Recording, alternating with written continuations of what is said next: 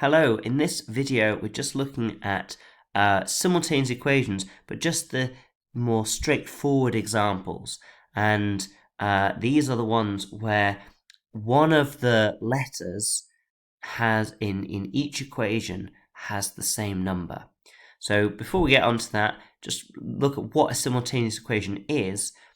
It's where you have two equations and we're trying to find, some people think it's solving both at the same time, that's the simultaneous.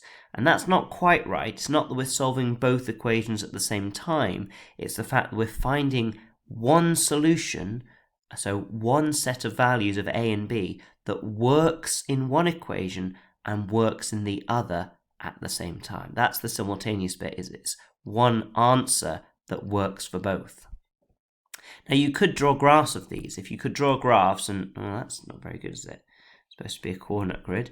I'm not going to draw these ones. Let's just make up two lines. If you had two equations drawn on a graph, then the point we're looking for, the value of A and B we're looking for, is where they cross over. And you could read off that X value and that Y value, and you'd have your answers. But here we're looking at doing it algebraically. And for this, we need to have, well, to do it by this method called elimination, we need to have either the A values the same in both equations or the B values. And look, here we have the A values the same, and here we have the Y values the same, both 17, both 3. Now the idea is that if the equations have two values the same, like the two Y values the same, not Y, in this case the A value is the same, then we can combine these equations and and cancel out these A values.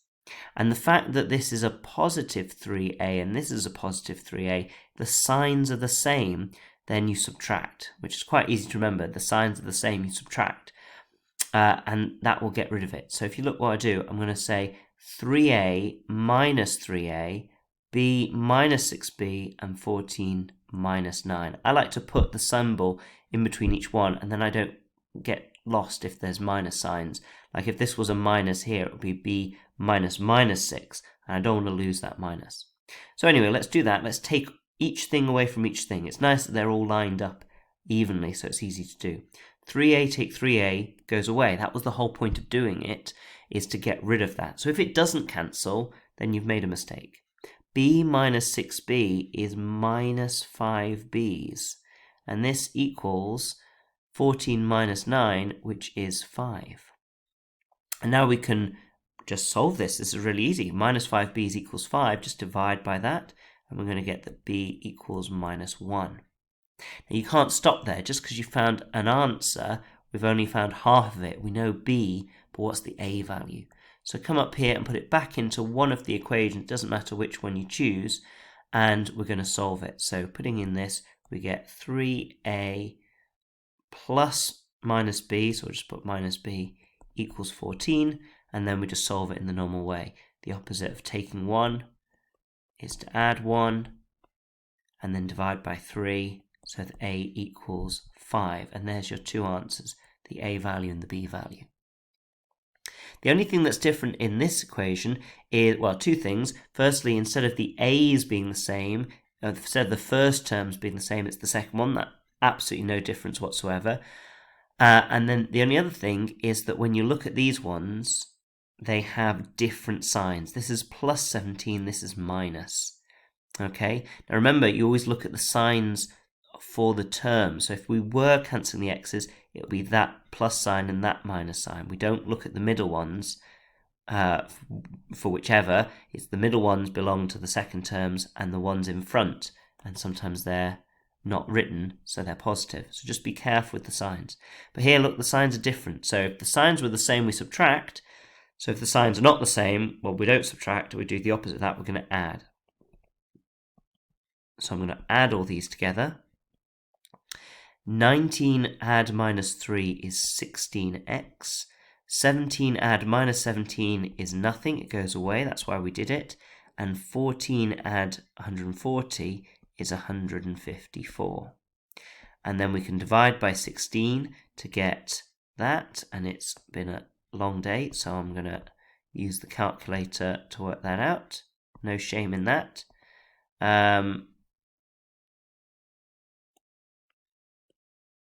Okay, well, given us a horrible answer, but these things happen. I think personally we should leave that as a fraction. I mean, you could write it out as a decimal. Got me worried that I've done the wrong thing now, but let's just check it. 19 take 3. It's definitely 16. Those added together, 154. I'm pretty sure that that they're just giving us a horrible question there. And then we can substitute this back in and work out the y value. So we substitute this value in here. Now, what a good way of doing this is if you've got this Ninja calculator, you could use the shift solve and then you can type it in quite nicely.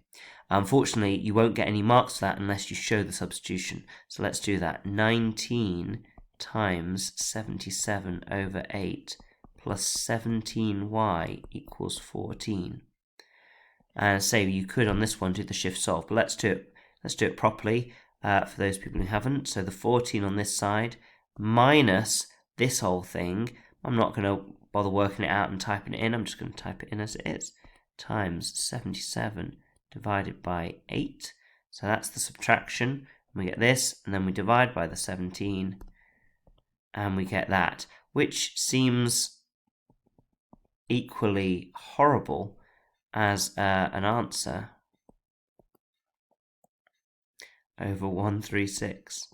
So there's a small chance that I've done something wrong here. Being the Ninja calculator, I can check my answer. So if I go to menu A on this calculator, I've got a simultaneous equation solver. The number of unknowns is 2 because there's an x and a y, and I type in 19 and 17 and 14, and on the next one, minus 3, minus 17, and 140. And press it again, it'll tell me that x is 77 over 8, and y is minus 1351 over 136. So the question wasn't very nice because it gave me these horrible numbers, but now I feel confident. If I'd have got those numbers in a test, I would be worried that I've done something weird because, surely they're going to give us nice numbers like this.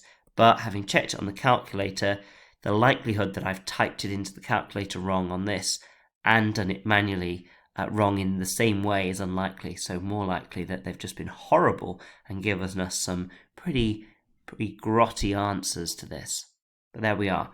It seems to be the right answer. So we'll leave it at that. So in quick summary, you need the variable, which letter has the same number in both, and you look at the signs of it, and if they're the same, you take away one equation from the other and solve. And if they are opposite signs, then you add each pair together, and then you can solve. And once you've got the first answer, you substitute it back in, and you find the answer to the other value. And once you've got both, you're done. Thanks very much. Cheerio.